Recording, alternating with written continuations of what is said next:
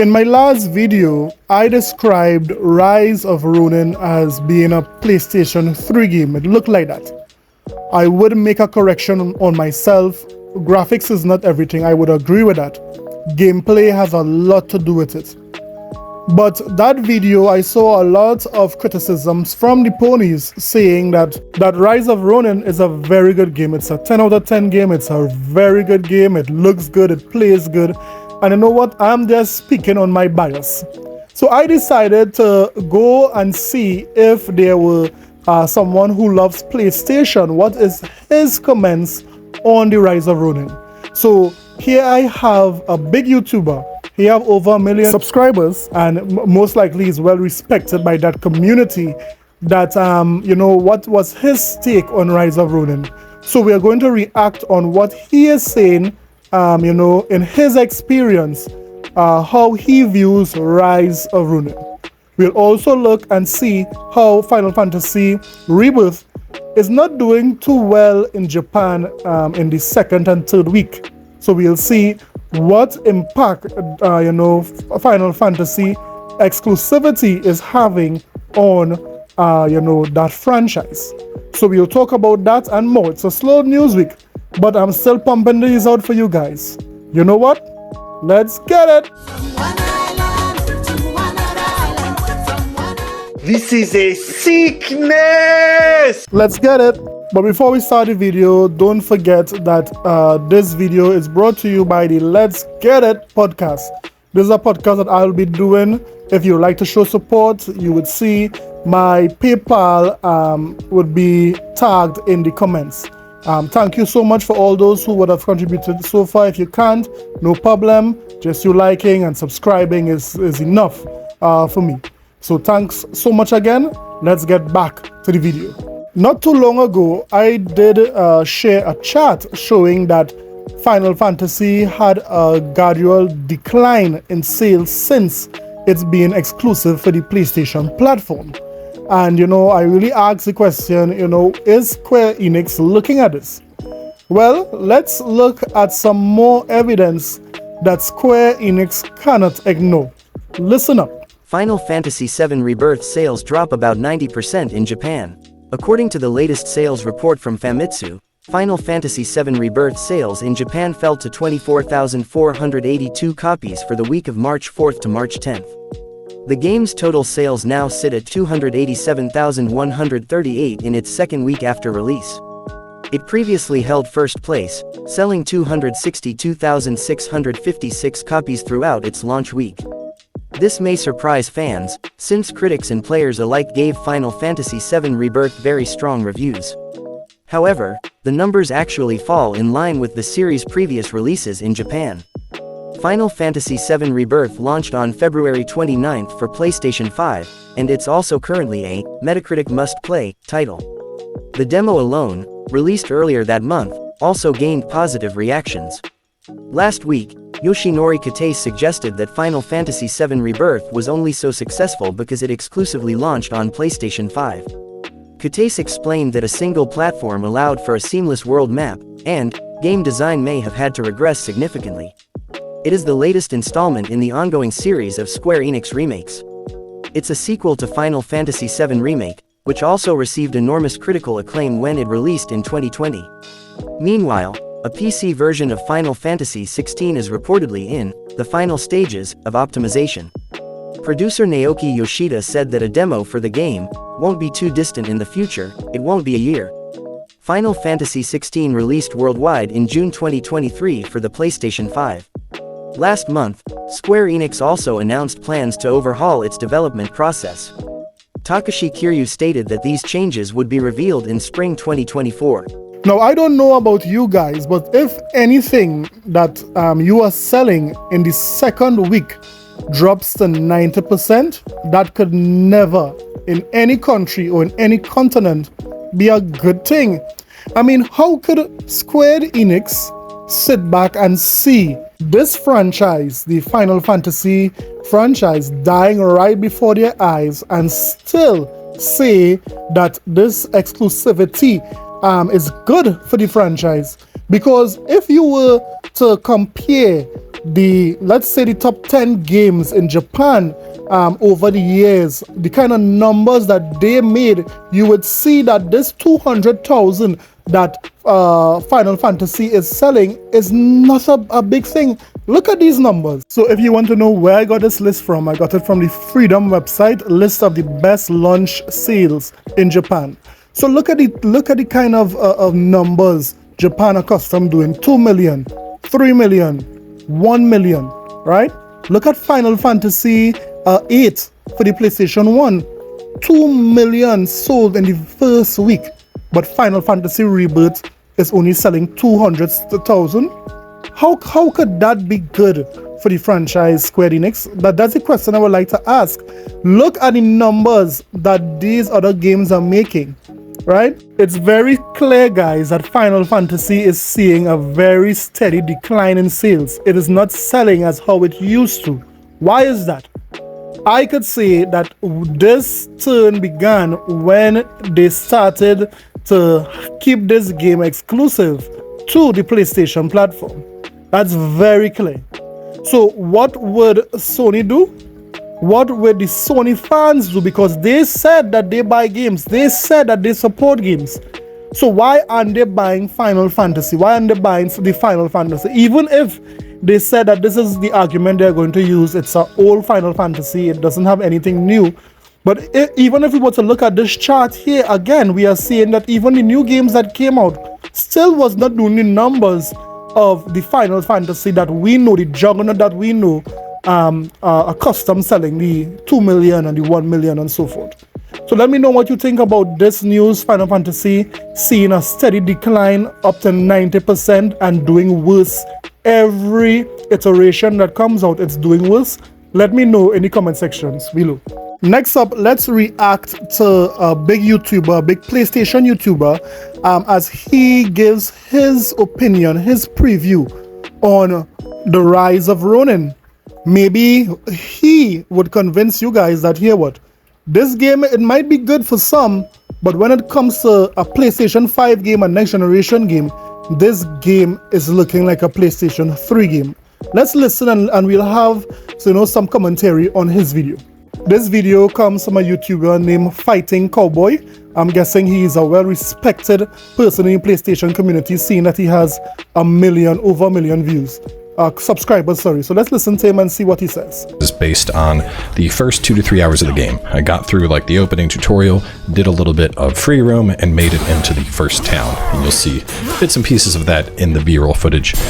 But I'm glad I'm getting a chance to bring some early footage to y'all and talk about the game, because I know a lot of people have been excited about this, and personally, I think it's not going to live up to the hype some people have. Now, so right away in his expertise, he's saying that this game lower your expectations, because you're saying this game is going to be fire, while this game is going to be a lukewarm bowl of porridge. now let me explain. Obviously, I am a big fan of Team Ninja. Nioh 2 is my all-time favorite Souls-like. Wolong, even though it didn't vibe with me the way Nioh 2 did, still had a blast with Wolong, played through all the DLCs. Stranger of Paradise, despite the miscomings with how the difficulty worked in there, still a lot of fun to play with the multi-class system. And when I think about Team Ninja's games, the one thing that stands out to me more than anything else is combat. They always have an incredibly high combat skill ceiling that is a little bit hard to pick up at first, but once you master it, there are very few games that feel as good as Team Ninja games do when you're engaging with the combat. And to start, that's probably one of the biggest downsides I see with Rise of the Ronin. So right away he's saying it's not that the game is not looking good. He is saying that the game does not feel right.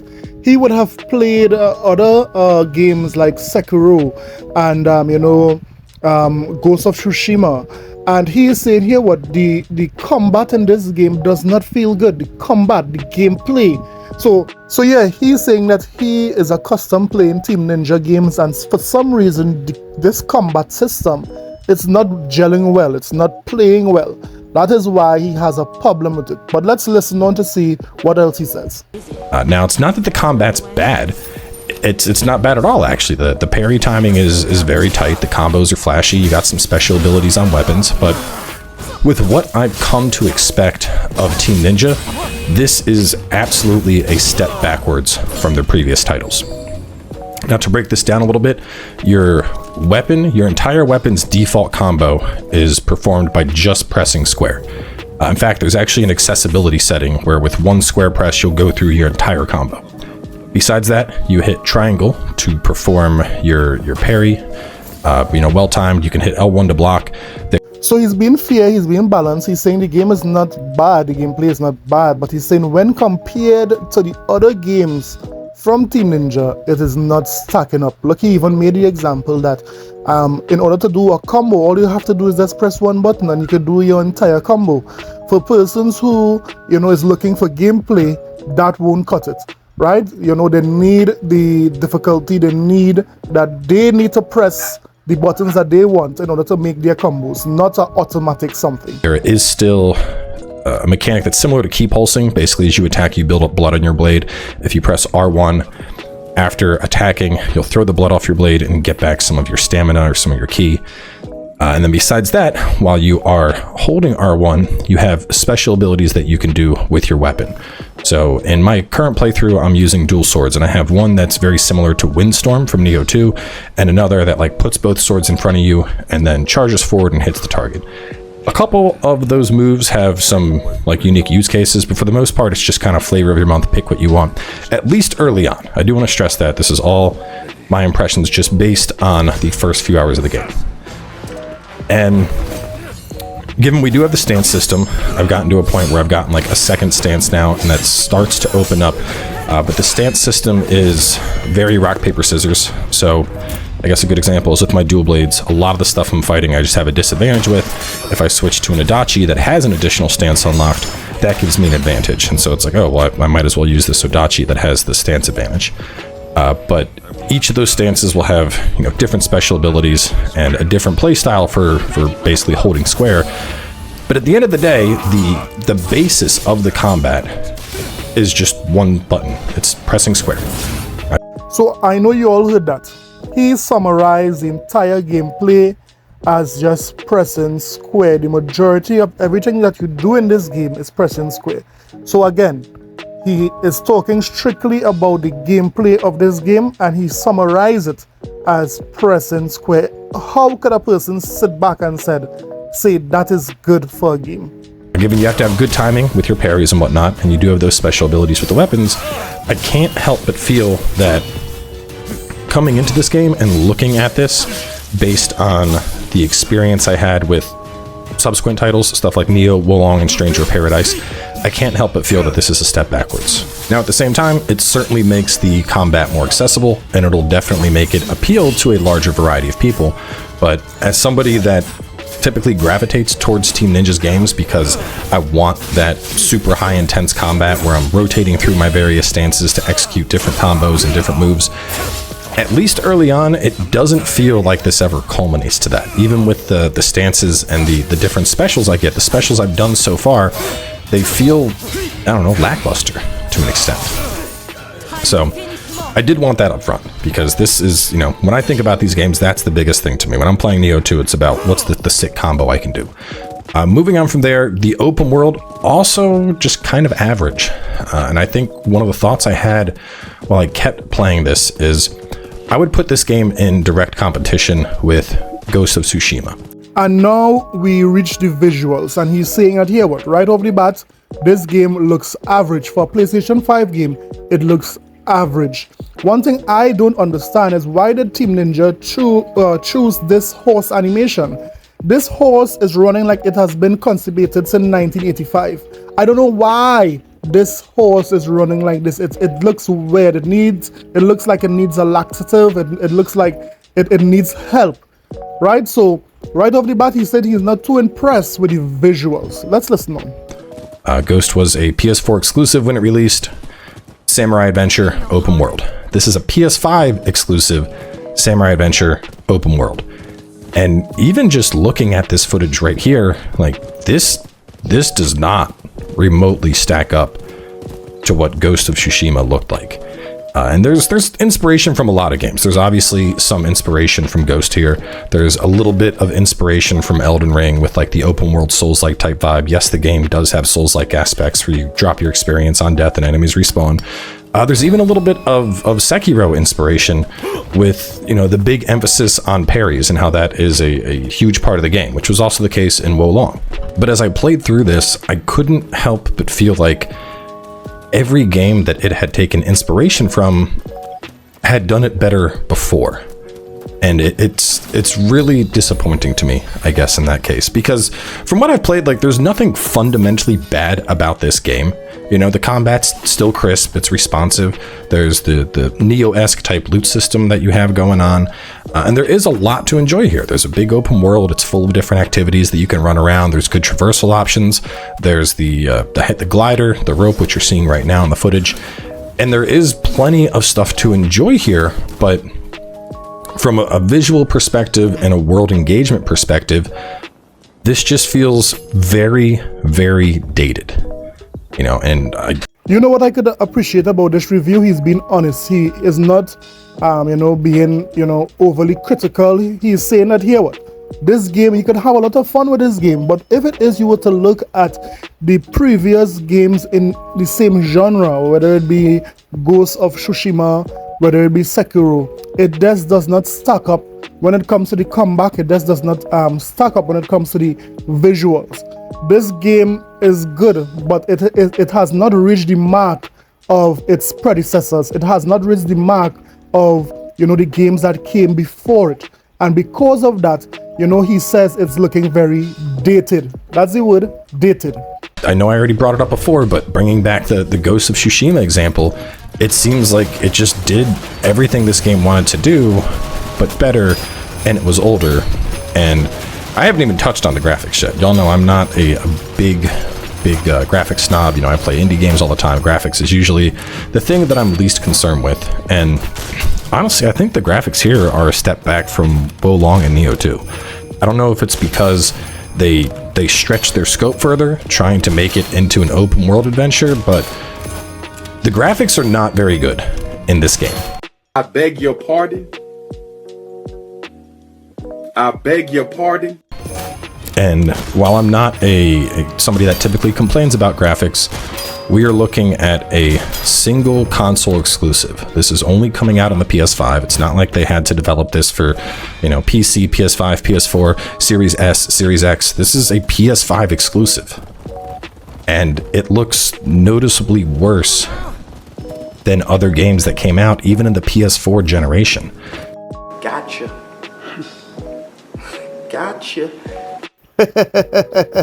The purpose of me making this video and this analysis of this game was because persons in the comment section in the last video said that I had a bias that this game looks good. There's nothing wrong with this game. But here we have a PlayStation dude. He is saying that here what this game does not even look as good as PlayStation 4 game. And they say he don't even understand why it does, because it's not to say that the developers had to make for other consoles, the PlayStation 4, the Series S, the Series X. This was a solely PlayStation 5 game, and guess what? To him, it looks dated.